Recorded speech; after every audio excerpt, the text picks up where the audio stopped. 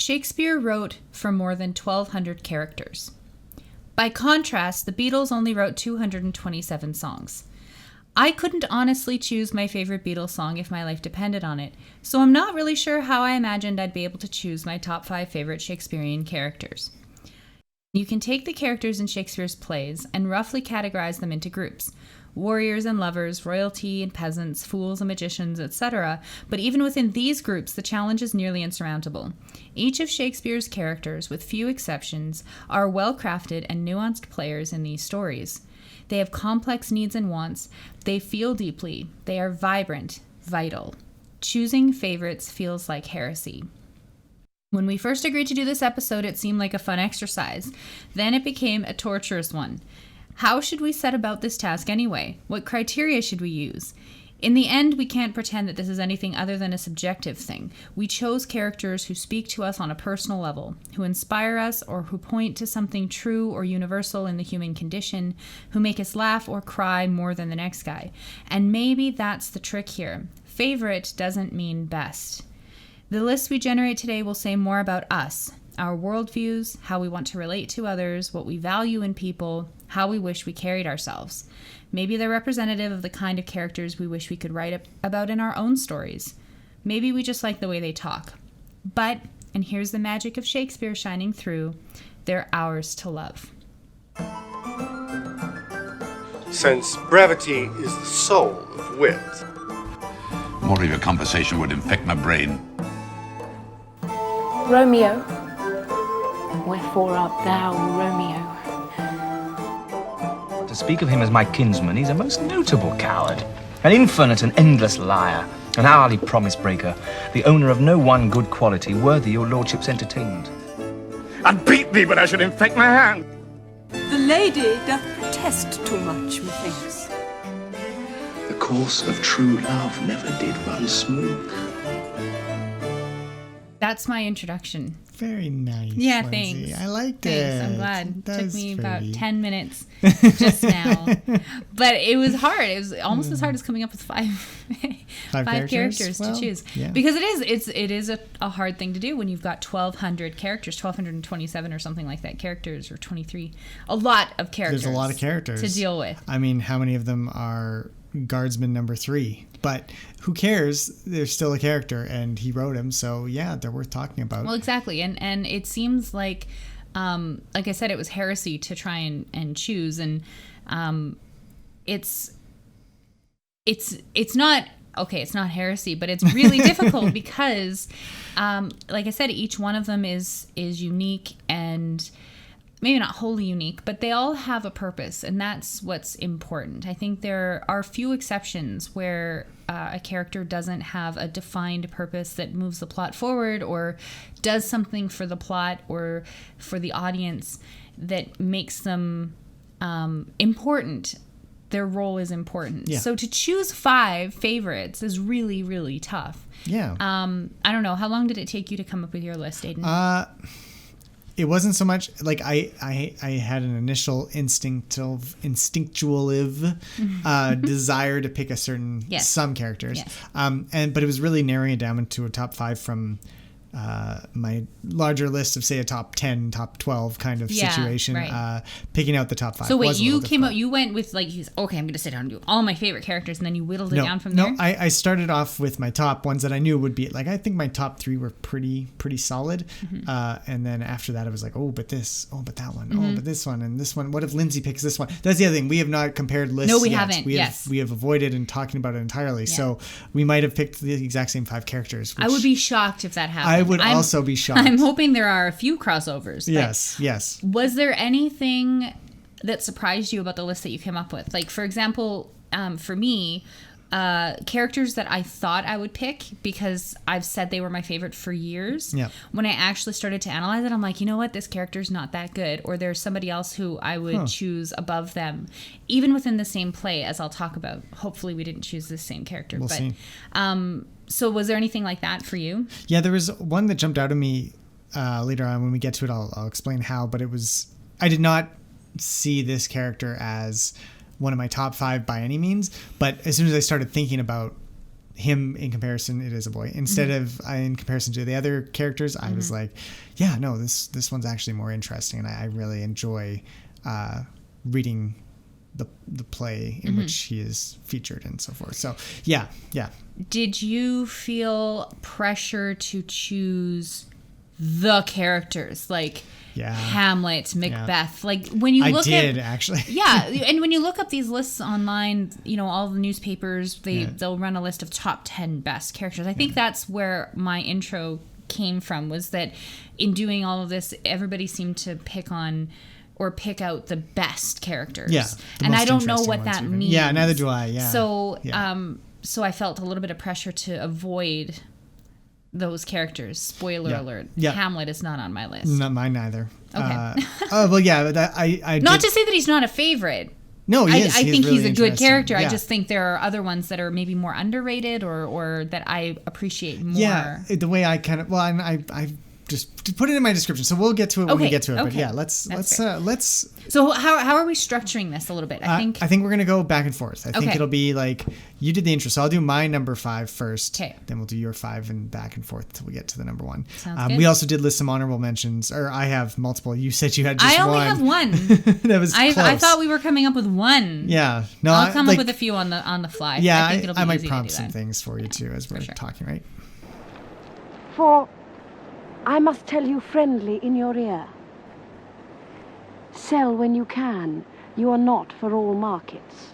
So Aidan, who is your... Or I guess another question might be, is this ranked in order of importance, or is this randomly? It's semi-random. I would say my number 1, 2, and 3 came together very close. 4 and 5 were, again, on the bubble. So... on the bubble. Between them and the honorable mentions in terms of who I was going to include in the top 5. I've never heard that phrase before. On the bubble. Did the you just bubble? make that up? No. Are you sure? Yes. Okay. Listeners, if on the bubble is a phrase you've heard before, like and subscribe, because you're going to hear Lindsay claim she's never heard some very common phrases.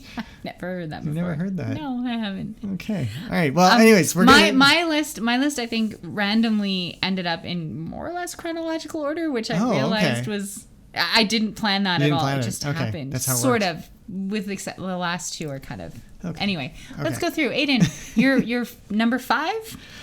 My number 5 pick is King Lear. From King Lear. Obviously. King Lear from Titus Andronicus. His minor role in time. Yeah, obviously. Tell me why. Why King Lear? Well, honestly, I was like, I need one of the major tragedy characters. You need a Macbeth or a Hamlet or a Romeo or Juliet. You need someone like that. Yep. I feel like to round out the list. And as I was going through that, I realized, Hamlet's a little overdone, and frankly, he's just a whiny young kid sometimes. And then Romeo and Juliet are also just kids. And Macbeth is interesting, but perhaps not the most interesting character in that play even. But Lear did it for me because he had this one kind of foolish trait that kind of brought him all down. But underneath that trait of, not trusting Cordelia and like setting up this foolish idea that he could be king while not being king anymore. But layered upon that are all these facets of his character. The fact that being a king was so central to him, and he didn't realize it until he wasn't the king anymore, and he was starting to be deprived of these kingly duties. That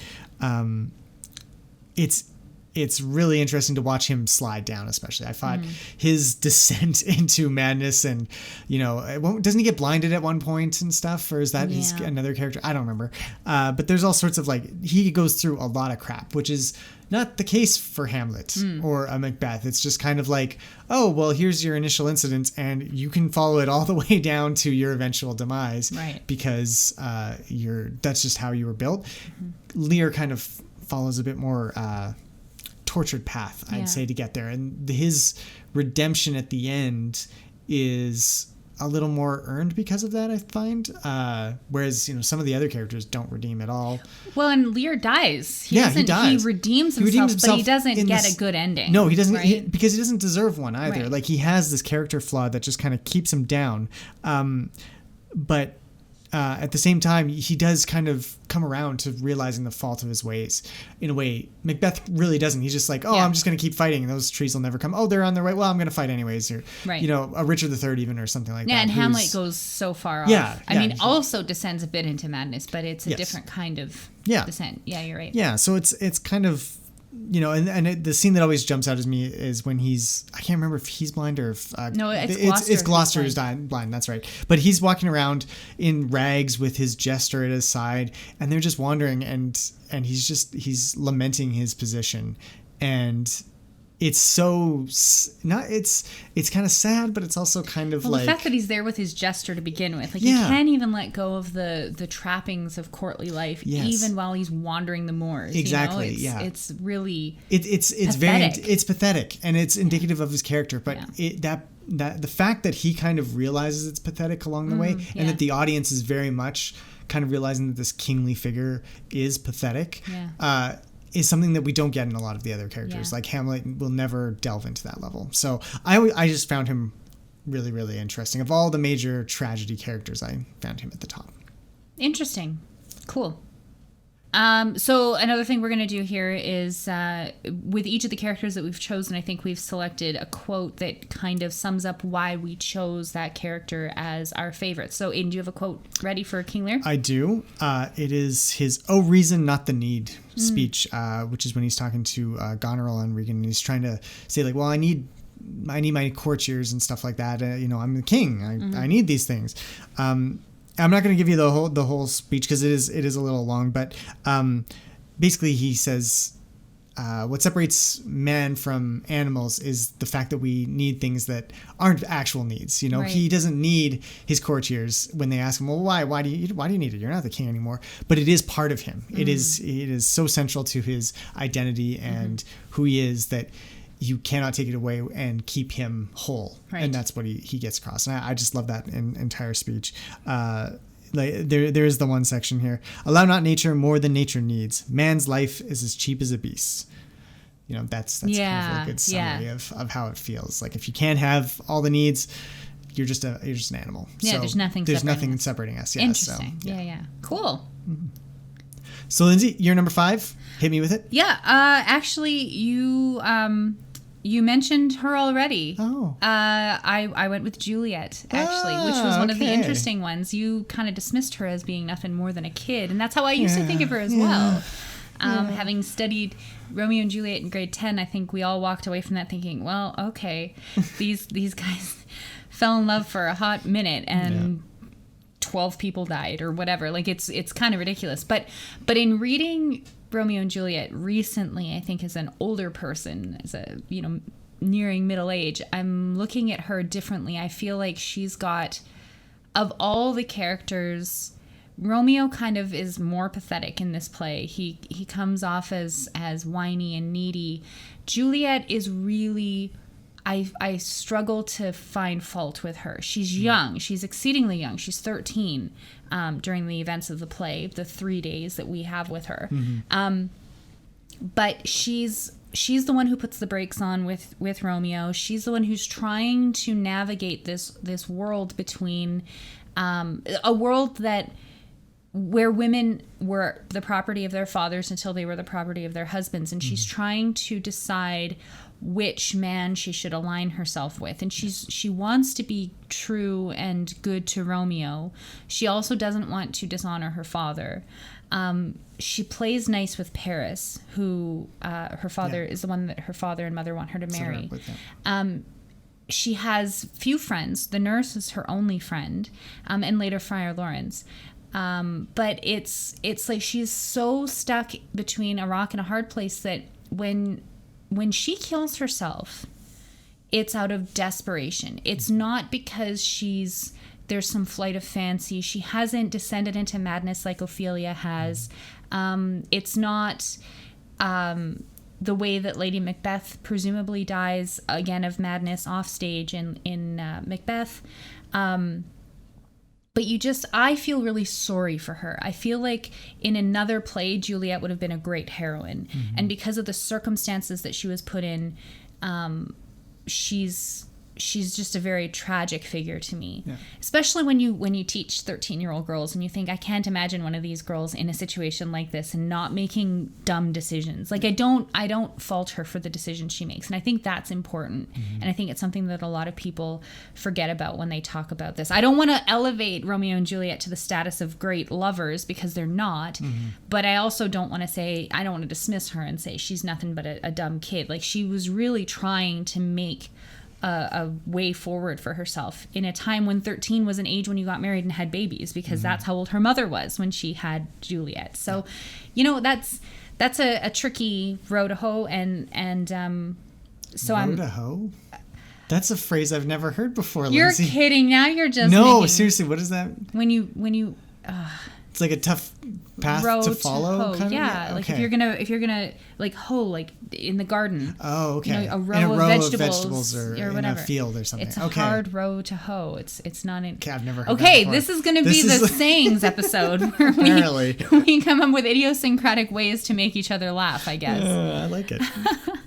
Anyway, that's why I chose Juliet. And it surprised me, because I never would have thought Juliet would be on my list. But the more I thought about it, the more I'm like, you know what? Yeah, she cracked my top 5. Yeah, no, that's fair. It's a good way of looking at her character that I think gets overwhelmed in the pop culture phenomenon of the great lovers, right? Yeah. And it doesn't give her enough context and everything is put on Romeo. Like Romeo is the one who does a lot of the acting. Yeah. Juliet really has to just react to everything that's happening around her, which is pretty standard for female characters. But in doing so, she still has some pretty standout moments, like the one, my quote that I chose is... What is your quote? From the morning after Romeo has been banished and Juliet is promised to Paris and their wedding has been set for the following Thursday or 2 or 3 days later. She goes to visit Friar Lawrence to receive counsel, and Paris is there, and they wait until Paris leaves, and then Juliet... demonstrates how desperate she is. She just wants the wisdom of Friar Lawrence to help her, and if not, she's going to kill herself. So the quote, "Tell me not, friar, that thou hearest of this, unless thou tell me how I may prevent it. If in thy wisdom thou canst give no help, do thou but call my resolution wise, and with this night I'll help it presently. God joined my heart and Romeo's, thou our hands, and ere this hand by thee to Romeo sealed shall be the label to another deed, or my true heart with treacherous revolt turn to another, this shall slay them both. Therefore, out of thy long experienced time, give me some present counsel, or behold, twixt my extremes and me, this bloody knife shall play the umpire, arbitrating that which the commission of thy years and art could to no issue of true honor bring. Be not so long to speak, I long to die, if what thou speaks not of remedy." And I love that. I just think it's like, someone who is she's just, I can't marry somebody else. I'm married to Romeo. You married us. Tell me what to do, or I'm going to kill myself. Like, I can't handle this. It's everything that a 13-year-old would go through. Yeah, would do, yeah. But with very real, this is not, somebody being called out in the hallway at school. This is somebody dealing with the very real possibility of having their soul, like sin on their soul, marrying, polygamy, and and she's just so forthright about it. Yeah. I just love it. I think it's great. That's awesome. Thanks. Aiden, who's your number 4? Number 4 is the baddie, Iago from Othello. Oh, so good. Yes, I was going to pick him, but I didn't. You didn't? Okay. Didn't. I was worried that was going to be one of our crossovers. Because he's such a good bad guy. And Shakespeare didn't really do straight up bad guys very often.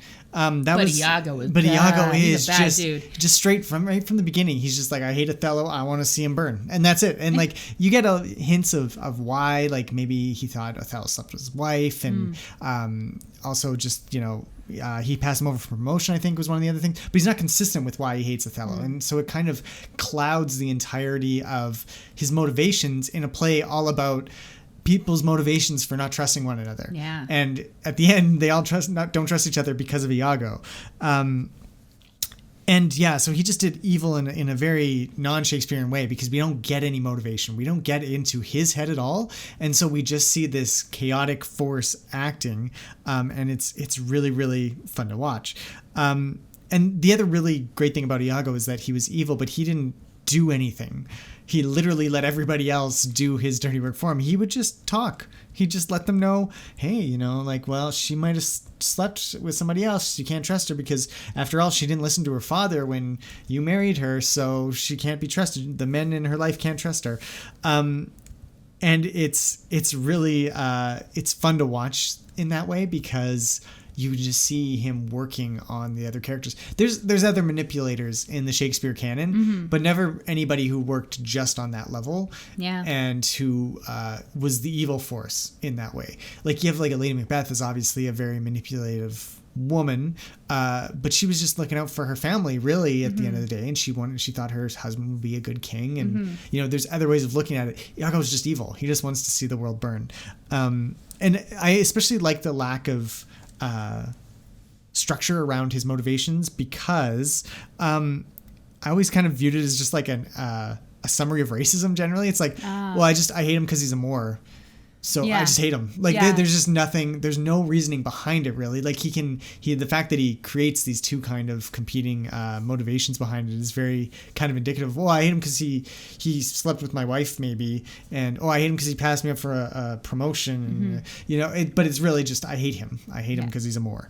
And I thought that was actually kind of a nice, you know, it gets to the heart of what racism does or how it operates. Yeah, exactly. It's that flat and empty. There's nothing else inside of it, right? Yeah. So I thought that was really interesting. What a great choice. Yeah, Iago is somebody that I think gets passed over a lot in terms of, because he's next to Othello, who is this great tragic figure, but Iago really is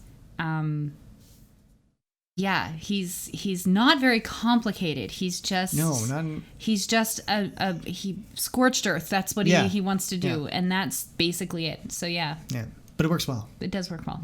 What's your quote? My quote is a good summary of Iago, I think.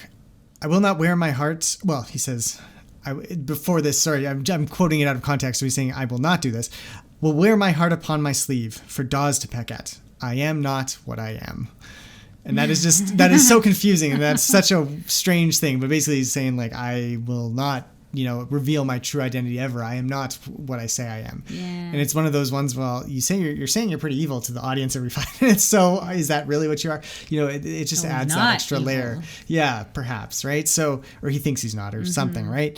So I just love that quote because it's a nice short summary of his odd little character that we get a view of. And of course, Iago's other great contribution was to come back as the parrot in Aladdin in 1993. Which is interesting, as Iago being a character who does a lot of talking and a lot of, you know, whispering into people's ears and making things happen, to have Gilbert Gottfried play but also to play a parrot who is known for mimicking human speech. And maybe there's some.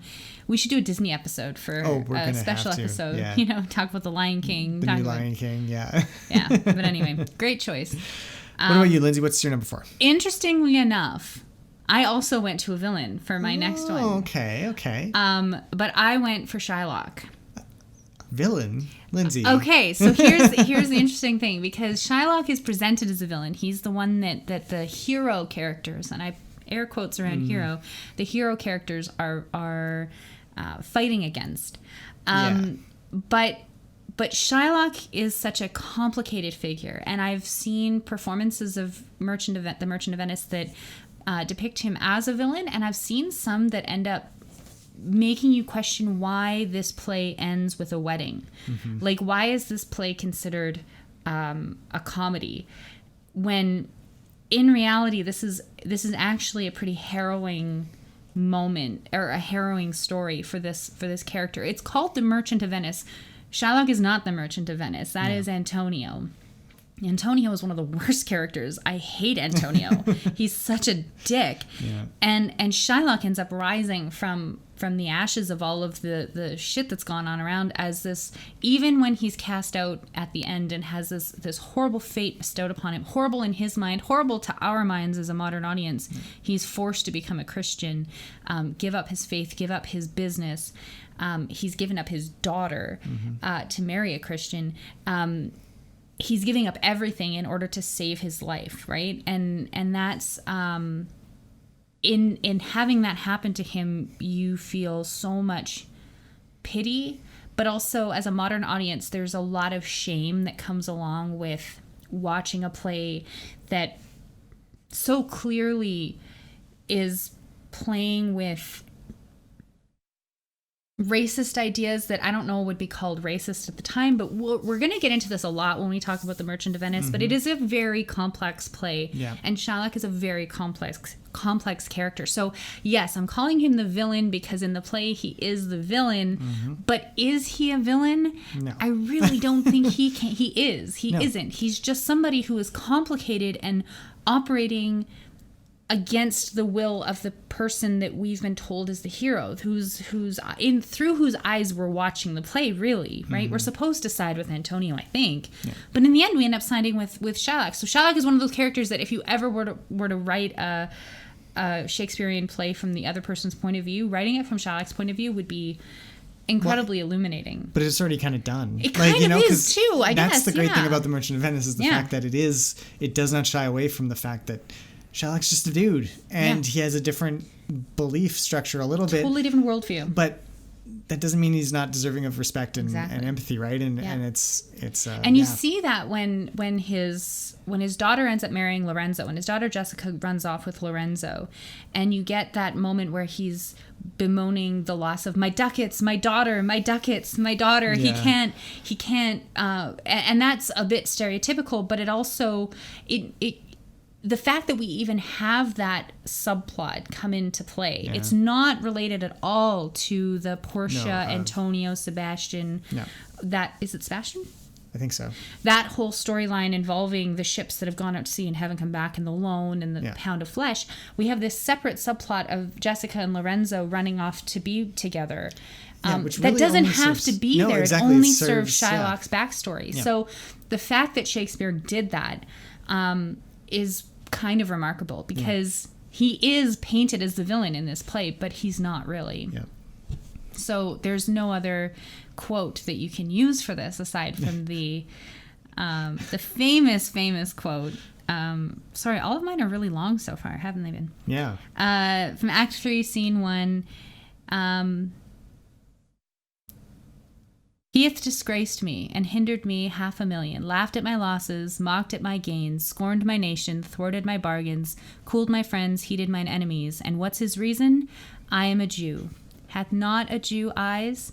Hath not a Jew hands, organs, dimensions, senses, affections, passions, fed with the same food, hurt with the same weapons, subject to the same diseases, healed by the same means, warmed and cooled by the same winter and summer as a Christian is?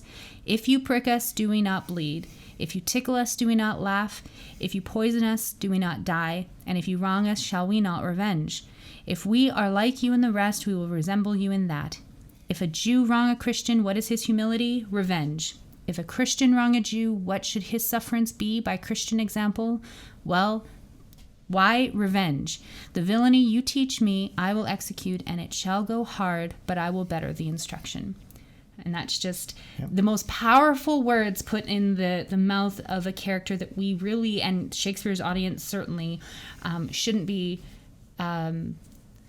sympathetic towards. Yeah. And yet here you are. Yeah. He makes the most sense out of anybody in the entire play. And this was a tough one for me because I love Portia. But in looking at what she does to Shylock, I'm like, you know what? I can't abide by, even though girl power, and she topples the patriarchal structure of the legal system in Italy, but at what cost? Yeah. So my number 3 is Portia. Wow! Yeah, amazing. That worked out well, all right, didn't it? Wow. And I think you gave a quick summary of why I like her so much. And I think we've mentioned this because she brutalizes poor Shylock? No, that's the one negative. And we talked about this in our Women of Shakespeare episode. It's the fact that she does the best. She's the best man in the play. Yeah. It is a play about a lot of things, but it is also about the law and the legal system and logic and reason and reasonableness. And her attempts, I mean, in Portia's defense, she does, she begs Shylock, like, well, have mercy. Yes. Like, you need to, if you let him off, everybody's going to be happier. Yeah. And she gives him many chances to get out of it. And it's only when he fails to show mercy that she fails to show mercy. Yes. And she kind of follows through on his revenge plot. Eye for an eye. Yeah, exactly. Yeah. But it's, and it's really interesting to see that, because it is a play about the masculine pursuits through of power through the law, and the fact that she steps in and one-ups them all is particularly great. And I just, my quote, this one will be really quick, because I mean, you've talked about how it fits into the play. She is kind of a negative figure, but she does. She also has other elements, like she doesn't really get to choose her own suitor, right? But she is again bound by rules of logic and law, in that if they open the wrong box, casket, then they are bound to whatever fate, right? And she's kind of follows through that logical process throughout the rest of her character. But yeah, so the quote I chose was the one where she flips everything on its head, because she's this learned judge brought in to hear this case. Well, she's arguing the case, is she not? Yeah. Well, no, she's basically, but yeah, she's being asked, to interpret the law in this case. Right. Okay. And everything's going Shylock's way. She's like, yep, no, this is pretty airtight. You get your pound of flesh because he didn't bring you your money. And then she just spins it so quickly. It's, tarry a little, there is something else. This bond doth give thee here no jot of blood. The words expressly are a pound of flesh. Yeah. So, and it's that simple. It's immediately jumping to when I was in grade 10, we studied this play, and my teacher at the time was a really great one for exposing me, because this is the first Shakespearean play I'd read. And it was getting at the difference between the spirit of the law and the letter of the law. Yeah. And Portia wants to enact the spirit of the law as this arbiter, but it's only when, again, Shylock pushes for the letter of the law that she then can say, okay, well, then you can't draw any blood, because that would be a crime, right? So, and I just love that that positioning of her character in that scene, and it's just brilliantly done, and it's she's great. Portia's a lot like Juliet in like, I feel Juliet could have been a Portia-like character in another play, where it's like you're pushed to the limit of what you can endure, and in different circumstances that ingenuity comes out in different ways, and Portia uses that to, remind us all why we should read the terms and conditions before we sign away our life to Apple or Google or whoever. That face aging app. Yeah, right. Yeah, exactly. So what about you? What's your number 3?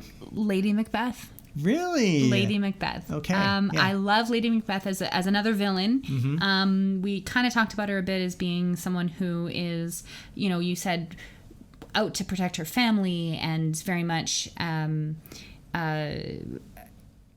strong person in the plot of the play. But what I love about her is what most people hate about her, I think. I don't know, but I think it's the fact that we talk a lot about Macbeth's ambition, but it's really, really Lady Macbeth's ambition, and it's something that is very unfeminine, and she's an interesting character. We talked about her in our Women of Shakespeare episode, because she's not a traditional queen. She's not a queen who sits, at least not necessarily a traditional Shakespearean queen, but a traditional queen who would sit by her husband, by the king, and what's her name from Hamlet? Queen Gertrude. Queen Gertrude, right? Like, she's not that kind of queen. She's not, but she's not Queen Elizabeth either. She's not like a powerful go out, and she's manipulative like Iago.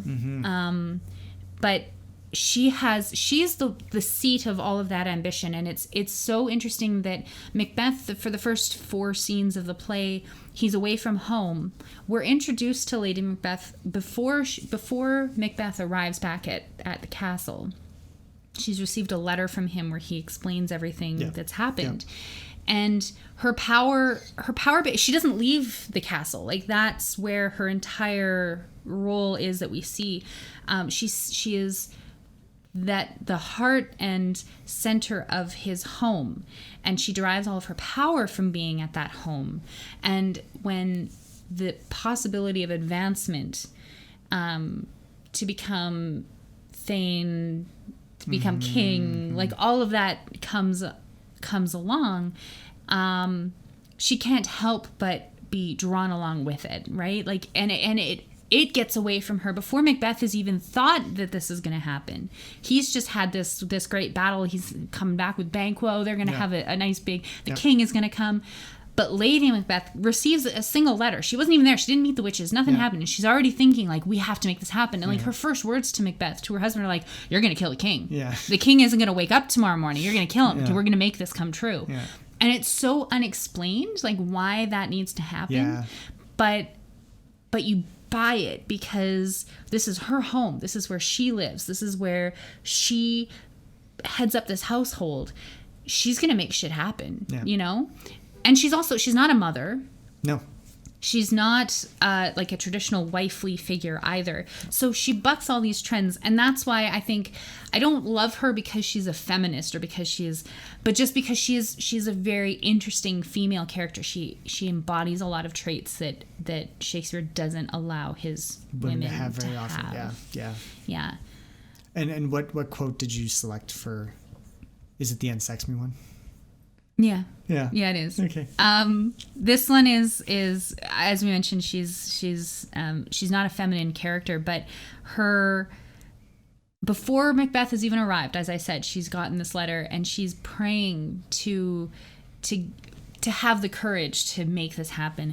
The raven himself is hoarse that croaks the fatal entrance of Duncan under my battlements. Come, you spirits that tend on mortal thoughts, unsex me here and fill me from the crown to the toe, top full of direst cruelty.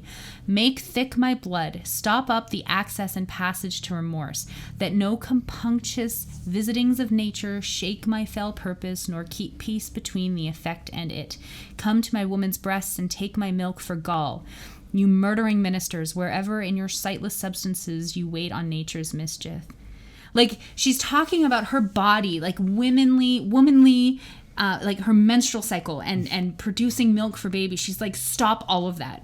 Like, I don't want my period. I don't want to be lactating. I don't want anything that's going to give away that I'm a woman. I need to be a man right now. Yeah. Because almost like she knows Macbeth is going to push back against it, right? Yeah, totally. Which he does, but and she ends up having to be the one that carries a lot of this shit out, but and then she pays for it ultimately in the end by going a bit stark, raving mad and dying. So she's such a fascinating character. I love Lady Macbeth. I think I wouldn't want to be her friend, but I would rather be her friend than her enemy. Yes, definitely. Villain, I have done thy mother. So your second, my number two is Henry V / Hal. Your favorite. My favorite. I'm surprised he's not number one. He's close. And I'll tell you why. Is it Kenneth Branagh? Do you have a little bit of a crush on Kenneth Branagh? I have a crush on Henry V Kenneth Branagh. Yeah, when he's storming the battlements and stuff. Jude Law's Kenneth Branagh. Yeah, Jude Law's Henry V. A little less. Yeah. And here's the thing about Hal and Henry V is that when I read Henry IV. We only read part one, but I read that play and then we read Henry V shortly thereafter, and I was like, these characters are not the same. They're not in any way related. Henry IV is a jovial, happy-go-lucky guy who hangs out with Falstaff, one of the best like comedic scoundrels. Characters. Yeah, exactly. Yeah, in the canon, and he's just he's happy to play the role of the mischievous scamp prince. Even when he's fighting Hotspur and stuff, it's kind of like he's still a man of the people kind of situation. And then Henry V, he's nothing of that. He's a king. Yeah, he's the king. He's the perfect English king. And he literally leaves Falstaff behind after he's dead. And there's no reference to any of his other friends or any of his goings on before this. It's all about capturing the English or the French crown for England. And all his speeches, the great speeches are all about once more into the breach, and we few, we happy few, we banner. It's all about warfare and like the manliness of being Henry V, and so it took me a while to kind of realize that there is an arc there, and I think reading part 2 will help. But there are elements of that Hal character that follow through in Henry V, and that's why he's my favorite character, is because you get to see this arc over these 3 plays. Yeah. Which so unique, and out of all of Shakespeare's plays, exactly. You don't get that from any other character. Because he's even kind of the main character in Henry IV Part 1. He's like King Henry is really kind of a minor character in comparison to Hal, who has this Falstaff awesome guy to hang out with and everything. And in Henry V, obviously he's in like almost every scene, and he's talking to, he has hundreds and hundreds of lines. So you do get this kind of continuity across these characters. We saw it a little bit when we were talking about Henry VI. We're on Henry VI Part 3 we're heading into now, and we just saw our first introduction to the Richard III character. Right. And it is kind of it helps when the same actor, for instance, would play him across multiple productions. But I think the character is also probably there, especially more in this one, because the Henry IV through Henry V and Richard II into Henry V tetralogy was written later on in Shakespeare's career, and he probably had more of an ability to say, I'm going to tie these things together a little bit better. So you do get this character arc of Henry growing into the kingship, but not forgetting the parts that he experienced as Hal. Yeah. And I think that's really, really interesting, because when he kind of it feels like it happens really quickly, and it's not very subtle, and he's going from Hal into Henry V, and he's the perfect English monarch all of a sudden. It feels that way, but then there are those scenes, and I think the key scenes are the ones where he is talking to his fellow man in before the battles at Agincourt, especially, where he's hanging out with the guys, and they're talking about the nature of kingship and war and death and responsibility, and it's there. Like, if there was any other king, he wouldn't even think to do this, but Hal/Henry is still the same person in that he kind of becomes a good king, partly, and this is the way Shakespeare kind of sets it up, is that he becomes a good king because he could understand good people as Hal. Yeah. So when he becomes the king, he doesn't really lose that, and he's still able to talk to the common soldier, and he understand his plight. It helps that it's nighttime and he's wearing armor. For sure, yeah. Nobody knows it's him, but that's the thing. He can do that because he actually wants to know about these people. Yeah. And I think the other part is that it ties into how he still understands that he has to be king. Like, he can never go back to being the Falstaff's best friend, because he's the king now, and that is why the sudden and abrupt change once he becomes king can be a little confusing was confusing for me, was because I was like, well, this doesn't seem like the same person, but he knows he can't be the same person because he is the king, and he has that part where he's like, well, a soldier's soul is his own, whereas a king, because he's ordered all these souls to fight for him, their deaths are on his conscience, and his passage into heaven or hell depends on whether or not they are fighting in a just war, right? Yeah. So he still has that, but he has that connection to them as individuals and as lowly peasants, but also he understands his role in shepherding them as the king, and I think that's a really interesting dynamic. That's why he's the greatest of all the Henrys that we talk about in the Shakespearean canon, because he understands that those dual kind of roles. Yeah, that the king is more than just a person. The king is a station, a status. It's a concept. It's all these things, and he understands that because he comes from kings. But also because I think, for the most part, with maybe a few exceptions, he's a genuinely good person. Yeah, it seems that way, right? So he's definitely killing the French. Yeah, I mean, everybody has a few moments that are iffy. And I think my quote actually sums it up again. So it's a short one again. It's when again he's talking to his soldiers, and he says, "I think the king is but a man, as I am. The violet smells to him as it doth to me." Yeah. It's all right there, right? Yeah. It's kind of like it has that irony of him being the king as he's saying this. So yes, of course the violet smells the same, but to them they don't know that he's the king, and so they take it and they can wrestle with that that concept and that feeling. So, Lindsay, your number 2. My number 2 is from a later play, one of the romances, the problem plays. I've chosen to go with Paulina from The Winter's Tale. Okay. Hermione's best friend, Queen Hermione's best friend. The only person who really stands up to King Leontes in this play, and it's shocking to see, and I think it's because the problem plays, the romances, the later plays, these were. They're far more nuanced. They don't fall... that's why they're problem plays. They don't fit into these neat categories. But Shakespeare was also a more mature writer, so he was able to imbue his characters with more complexities without them being... They could still be vicious, they could still be violent, they could still be loving, but they weren't all or nothing, right? And the choices that they made had consequences that they had to grapple with that didn't immediately lead to their death, for example, right?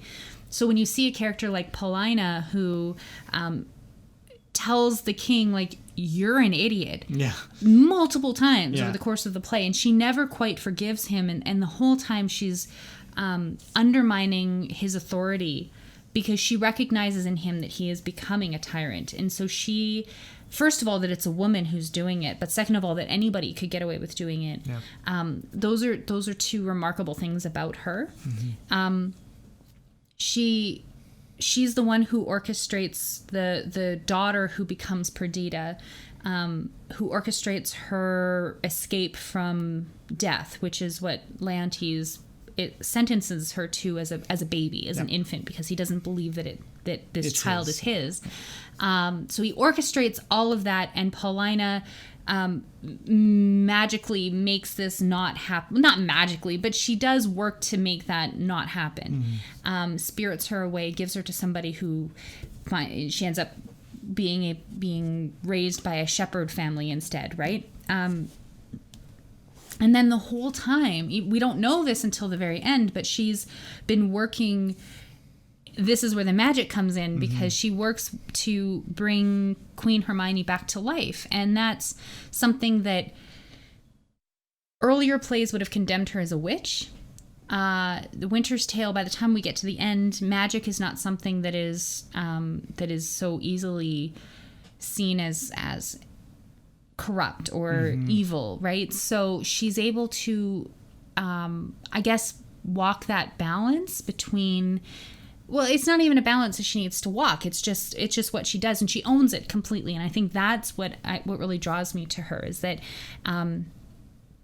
she knows what is right, and she doesn't care that the king, who has the power, the ultimate power to end her life, she doesn't care that she's standing in the face of this great man and telling him off, right?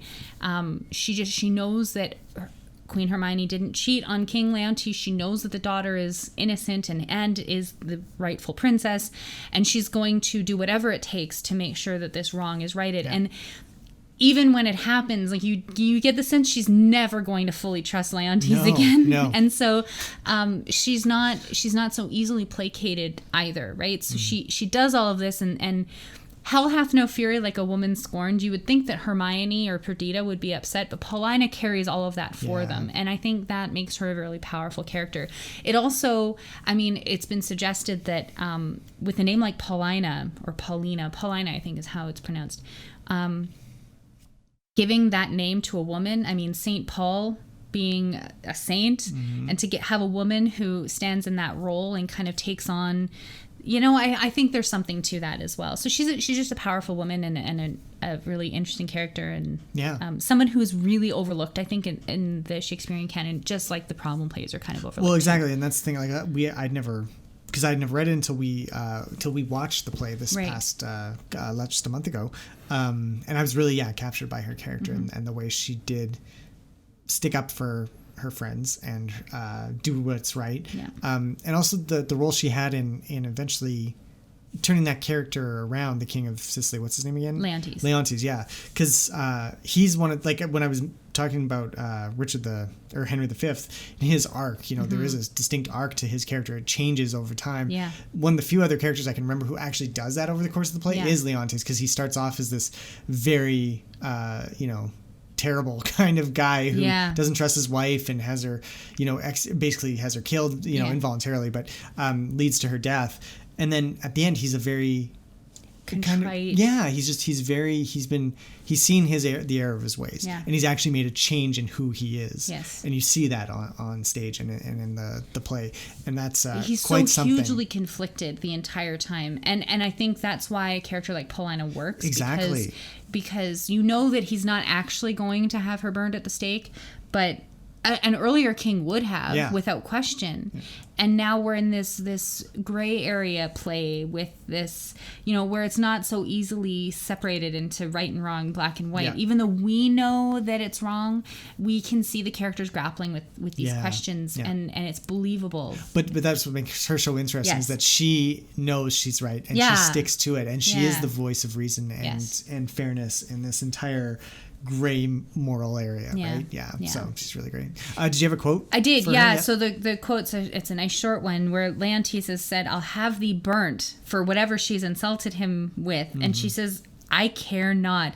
It is an heretic that makes the fire, not she which burns in it."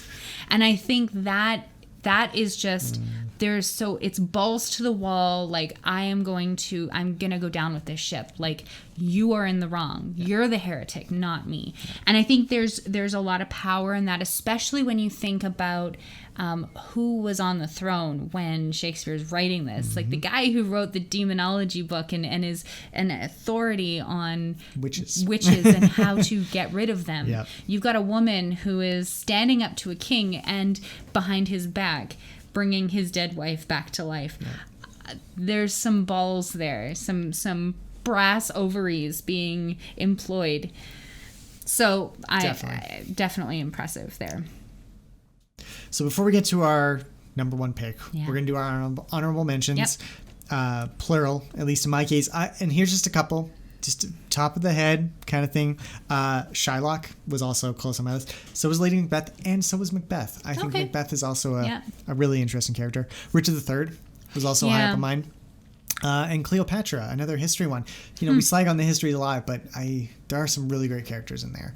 And I thought Cleopatra was one of the more interesting historical characters, for sure. Especially because of who she is in the mythology of Egypt and Greece and Rome and all of the ancient histories that we talk about outside of Shakespeare. Exactly. And my last one, and this is kind of silly, but Fortinbras. Oh, no, perfect. No, he's a great guy. He's such an interesting character in the sense that, is he? And that's the thing, like, he's not seen. He is this off-screen antithesis to Hamlet. And when he shows up, I've now seen it played 3 or 4 different ways, where sometimes he is the savior. Yeah. Sometimes he is the harbinger of doom, because Hamlet has fucked over Denmark so bad that this Fortinbras guy is going to come in and like ruin everything. Destroy everything, right?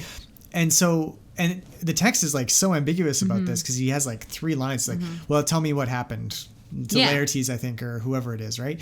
And that's kind of his whole role, is just to like step in here, take over the throne, and then ask 1 or 2 lines. But he's this presence, this counterpoint to Hamlet that's really, really interesting in some ways, probably just because of the cultural weight of Hamlet, but in some ways he's more interesting than Hamlet in that respect. So I think probably especially because he doesn't have a lot to say. Yeah, exactly. But you can't built pin him up down off screen. Yes, exactly. So it's kind of like the monster you don't see in a horror film. When he shows up, you're like, oh, that. And then this still allows some... But in this way, it's interesting. Yeah, because there's some flexibility in it. So what about you? What were your honorable mentions? Well, I originally only had 1, but as we were talking, I came up with a few more. I think the nurse in Romeo and Juliet is an underrated character, but an important one. Yeah. Same with Friar Lawrence. I think that Friar Lawrence to a lesser extent, because he's the one who kind of fucks everything up. But still important. But still kind of important. The nurse being more, I think... For Juliet's sake, I think she's an important character. Well, and she helps flesh out Juliet's character, for sure. Yeah. Viola from Twelfth Night, 12th as well Night. as Malvolio from Twelfth Night. Yeah. Both characters that are interesting in their own ways. Viola for the kind of, That's good. not gender bending, I don't like using that term, but she does do some interesting things as, I'm blanking on the name of the character that she Pretends to be. be. I can't remember either. But when she's dressed as a boy and she ends up making this beautiful noblewoman fall in love with her, and there's some really powerful romantic moments between two women on stage that is interesting. Yeah.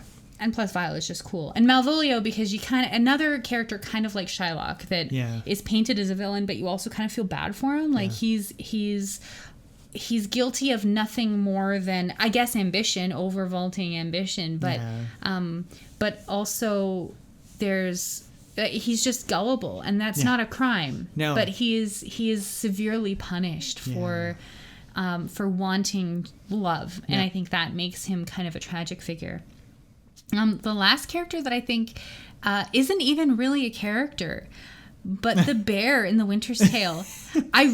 He features at the end of every one of our episodes. If you've listened long enough, you hear the bear announce our exits off of the podcast platform. But I think that without that bear, that play doesn't happen, right? I mean, he or she, I guess. Yeah. The bear kind of is the one that kills Antigonus and allows that poor baby Perdita to be left on the beach for the shepherds to find, or the shepherd and his son to find. So, and that kind of sets the whole thing in motion. So, plus it's the most famous stage direction in all of Shakespeare. Exit pursued by bear. I mean, it's kind of a no-brainer for me as far as I'm concerned. The bear. And we've only seen it performed once, and it was a giant teddy bear. It was a giant teddy bear, which was okay, it was an odd choice. I don't know how she'd do it. You don't really have somebody dressed up in a bear costume. That would be ridiculous, right? Maybe. But in Shakespeare's day, did they just, knock down the bear baiting wall and den and just say, hey, can we borrow one of your bears? Maybe. Can Winnie come out to play? Yeah. Probably not. Methinks thou art a general offence, and every man should beat thee. I think thou was created for men to breathe themselves upon thee. All right, Aiden. I have a feeling, having listened to the top 4 plus your honorable mentions, I have a feeling I know exactly who you're going to pick for your first choice. Number 1, yeah. My reaction will dictate whether or not I was right. I'm curious though. Who was your number 1? It is Beatrice.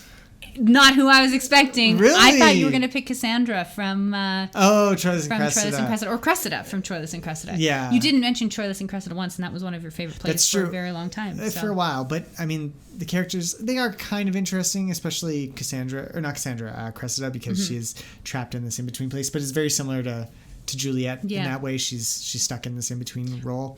Beatrice. Let's of course. Go for it. Well, no, Beatrice. What is there to say about Beatrice? She's perfect. She's strong and capable and smart, and she doesn't take any shit.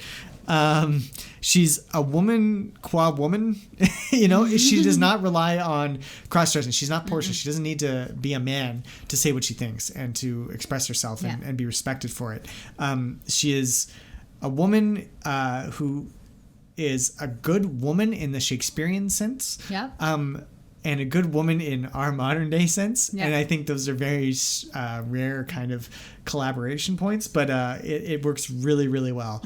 And it's kind of a sad indictment that this is the only woman in Shakespeare that I can really pinpoint that has those marriage of qualities, because otherwise Shakespeare relies on, like Lady Macbeth, disgendering them almost in order to make them achieve anything. Yeah. Whereas Beatrice stands up for her friends and does everything that she needs to. As a woman. And then she still falls in love with a decent guy. It's like she literally has it all. She's the one female character that Shakespeare let have it all. And it's and I love watching her when it's performed, especially the early 90s version with Emma Thompson, obviously. That's just because you have a crush on Emma Thompson. Yes, absolutely. That doesn't hurt. But even other performances, I think it was performed once at our local festival, and I remember just enjoying it the heck out of her. Always do. So yeah, she's just my favorite for enjoyability, and then she just ticks all the boxes of a really interesting character in my mind. Yeah. And my quote for this one is kind of the quote. Again, it is the one, and it is longer this time. Oh, that I were a man for his sake, or that I had any friend would be a man for my sake. But manhood is melted into courtesies, valor into compliments, and men are only turned into tongue, and trim ones too. He is now as valiant as Hercules that only tells a lie and swears it. I cannot be a man with wishing, therefore I will die a woman with grieving. Oh, I'm like, that is such a good Beatrice summary. So so she's my number one. Beatrice, awesome, love it. What about you, Lindsay? We didn't have any overlap. None. I'm wow, kind of shocked. That's pretty impressive. I'm going with Miranda from The Tempest. I should have seen that coming. Okay. Yeah. Oh, really? You? Well, I knew you love. Yeah, I know you love her. Yeah. And you love The Tempest a lot. I do love The Tempest. And again, another complicated female character because I think a lot of early scholarship on Miranda suggested that she was the embodiment of female feminine virtue. Mm-hmm. And it's only recently sort of that there's kind of people are looking at her a little bit as more of a feminist. I don't know if we'd call her. She's not Beatrice. She's not Portia, but she embodies feminine qualities. She doesn't shy away from that, but she uses them in a kind of, you can read it this way, in kind of a manipulative way to get not just what she wants, but to be the balance to Prospero, to be the balance to her father. So her father is this tyrannical figure who inhabits this island, and all the creatures living on it live under his thumb because he's this great magician.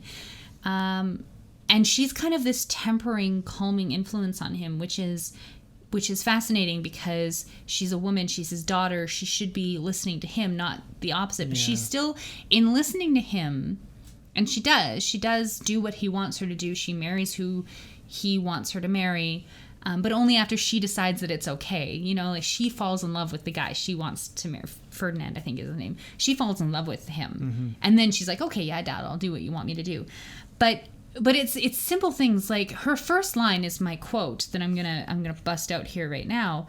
Her first line at the beginning of Act 2, it's almost like she walks onto stage and she puts her hand on his arm or like any daughter who wants to manipulate her father. She's like, Daddy, what are you doing? If by your art, my dearest father, you have put the wild waters in this roar, allay them. Right? Like. That's scene 1, it's act 1, scene 2. Yeah. It's her first line when she walks onto stage. It's like she knows how to use what gifts she has to get not just what she wants, but what's best for the people around her. And she's almost a civilizing influence, right? Yeah. She's not a wild woman. She's not wild like her father. Or Caliban. So she's really... she's a fascinating character and a fascinating portrait of femininity that goes to the opposite extreme of someone like Lady Macbeth, or I guess Imogen might be another one, maybe as an honorable mention from Cymbeline, who again is less active than Miranda, but still like these are complicated women who come out of these later plays, and so. I just like her. Yeah, no. I wouldn't. Like I said, my order of the list went chronologically, more or less. Yeah. But I wouldn't say she's my favorite, but like my top favorite. But she's up there. She's definitely one of the more interesting female characters in Shakespeare. So, agreed. Cool. If I longer stay, we shall begin our ancient bickering. Well, this was fun. Now let's get down to brass tacks. That's another saying. Have you heard that one? Get down to brass tacks. These tacks of brass that you speak of, Lindsay. What are you talking about? Shut up. Of course I know what brass tacks are. All right. I've been down to them many times. I think. You are a chair upholsterer? Yes, that's exactly what I meant. Wonderful. So on this week's marriage counseling, we are going quote for quote, who has the best, which of our top characters has the greatest line. Lindsay, do you want to go first or should I go first? I've been going first most of the day. Yeah, I'll go first. I have no problem going first. Please. And it's actually a nice little segue here because I'm going to go with another quote from Miranda from The Tempest. This is why I think she embodies all that is good in these complicated figures, these complicated characters, but she also represents something that's very hopeful for the future. You could call it a little naive, but we can all use a little naivete going forward. Sure. So her line from Act 5, late in the play: "Oh, wonder how many goodly creatures are there here. How beauteous mankind is. Oh, brave new world that has such people in it." She's never met another person. They've come to the island. It's the first time she's met other human beings. Yeah. And she's in love with humanity. She's in love with everything beautiful and wonderful that lays ahead of her. It's like this fresh beginning, this fresh start. That is what we should all be so lucky to have a moment like that in our lives that makes us want to just hug the world. And I feel like that's what Miranda does. And I think that optimism and that goodness of character, and you can call it naivete if you want, but all of that works well to create a character that is really wholly good and bright and intelligent, and just that's what the best of Shakespeare's characters are. And I think she kind of encapsulates that. The best of Shakespeare's characters have those qualities, and she says it in 4 lines. Yeah. That's good. I'm wrong, though, right? Well, you're going to tell me I'm wrong? Yes, of course, because you are. But yeah. I have to say that was a very well-made point, and I think that is really a great introduction, or not a great introduction to her character, but that is a great summary of her character and the unique position she has as this uncivilized civilizing force. Like she is new to humanity, but she has so much humanity inside of her. That's to also have it be in the last play that likely one of the last plays that Shakespeare wrote by himself anyway. To have that be like the final word for his female characters, or to have it be one of the final words of all of his characters. It's nice. True. Yeah, it's nice. Not as nice as mine, though. So mine is the quality of mercy speech from The Merchant of Venice. The quality of mercy is not strained. It droppeth as the gentle rain from heaven upon the place beneath. It is twice blessed. It blesseth him that gives and him that takes. 'Tis mightiest in the mightiest. It becomes the throned monarch better than his crown. His scepter shows the force of temporal power, the attribute to awe and majesty, wherein doth sit the dread and fear of kings. But mercy is above this sceptred sway. It is enthroned in the hearts of kings. It is an attribute to God himself. And earthly power doth then show likest gods when mercy seasons justice.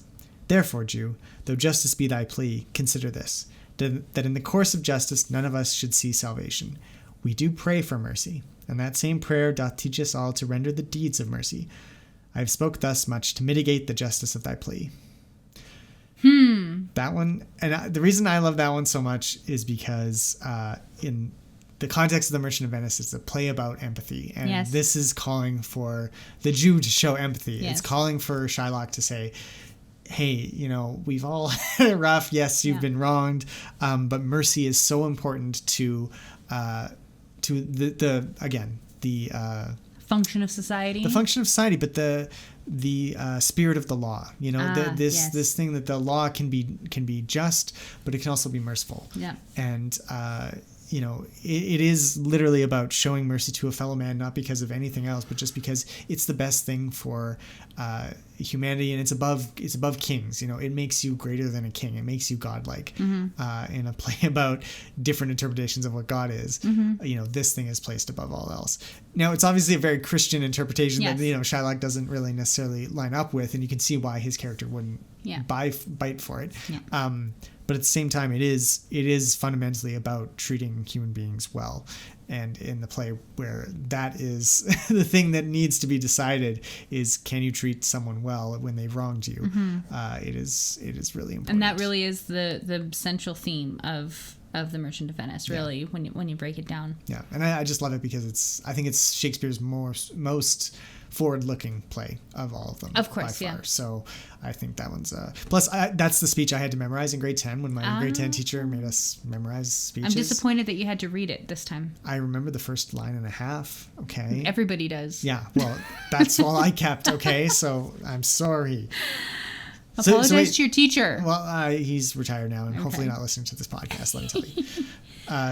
Holy shit! I don't know that's an amazing quote, and it's pretty good. I think whether we may have to call this one a draw, but what I'm looking at as you were reading that, and I'm thinking about my introduction to this podcast episode, where I said that our lists would reveal more about us than it would about the characters we're talking about.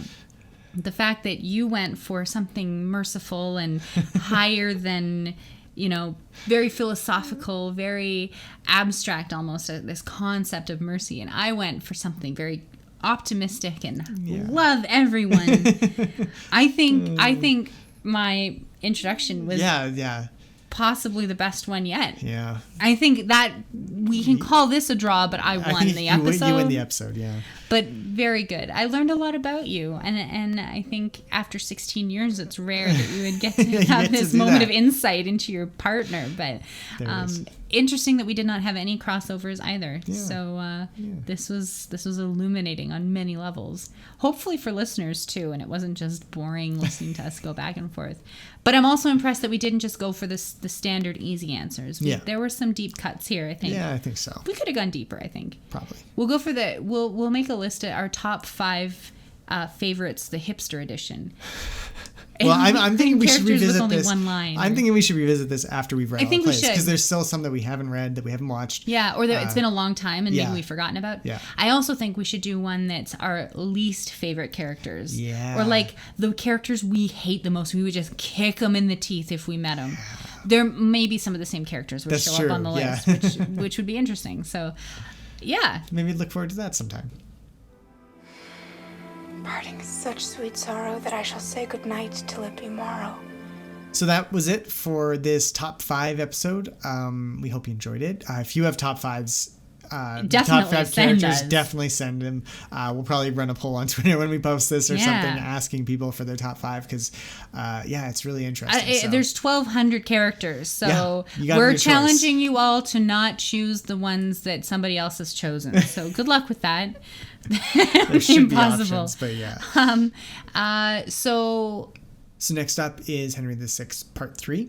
Finishing off the minor tetralogy. We didn't do the Richard III yet, Richard III is coming later. We're halfway trilogy. through this first Henriade. Yeah, that's true. We're finishing that off, and then we get into some of the more named, the recognizable plays. I think are coming up here. More people have read and more have been performed more frequently. So it should be a lot of fun. Yeah, hopefully you'll join us for the next one.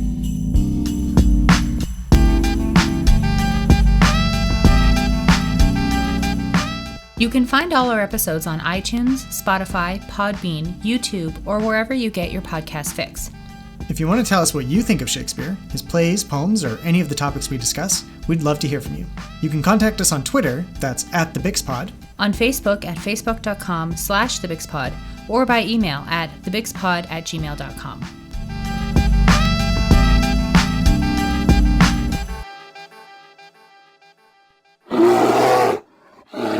That's our cue to exit.